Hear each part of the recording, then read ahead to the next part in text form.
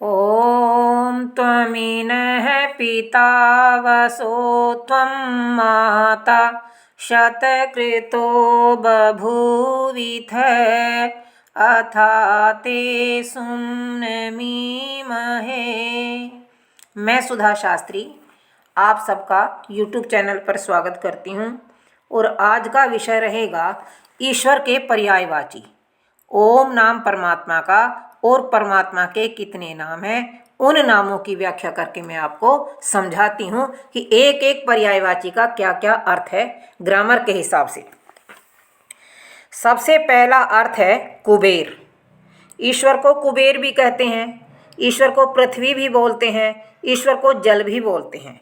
सबसे पहला अर्थ है कुबी आच्छादने इस धातु से कुबेर शब्द सिद्ध होता है। यह सर्वम कुंभति स्वव्याप्यति आच्छादयति स कुबेरो जगदीश्वर है, जो अपनी व्याप्ति से सबका आच्छादन करे, इससे उस परमेश्वर का नाम कुबेर है। और पृथु विस्तारे, अब पृथ्वी शब्द है, जैसे पृथ्वी शब्द किस चीज से सिद्ध होता है? पृथ्वी शब्द के लिए ग्रामर का एक शब्द है, एक धातु है पृथु विस्तारे। पृथु विस्तारे इस धातु से पृथ्वी शब्द सिद्ध होता है।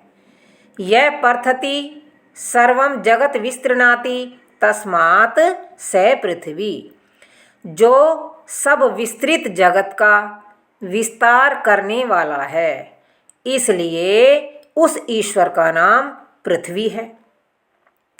अब जल भी आता है। अब इससे आगे हम देखते हैं कि जल शब्द सिद्ध किस चीज से होता है। इसके अंदर एक धातु आती है, ग्रामर है जल घातने।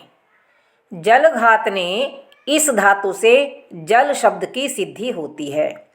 जलति घातयति दुष्टान संघातयति अव्यक्त परमाणु आदीन तद ब्रह्म जलम, जो दुष्टों का ताड़न और अव्यक्त तथा परमाणुओं का अन्य अन्य संयोग व वियोग करता है, वह परमात्मा जल संजक कहता है। अब जल के बाद आकाश आ गया, पृथ्वी हो गई, जल हो गया, कुबेर हो गया। अब एक शब्द आता है आकाश। आकाश शब्द किस प्रकार सिद्ध होता है जरा सुनिए। काश्री दीप्तौ, काश्री दीप्तौ इस धातु से आकाश शब्द की सिद्धि होती है। ये ग्रामर है। यह सर्वतः सर्वम जगत प्रकाशयति स आकाश है, जो सब ओर से सब जगत का प्रकाशक है, इसलिए उस परम पिता परमात्मा का नाम आकाश भी है। अब क्या है? अब अन्न भी आता है। पृथ्वी है, जल हो गया, फिर आकाश हो गया और अब है अन्न। अन्न शब्द किस प्रकार सिद्ध होता है? अन्न शब्द के अंदर अधभक्षणे धातु आती है। अधभक्षणे धातु से अन्न शब्द सिद्ध होता है।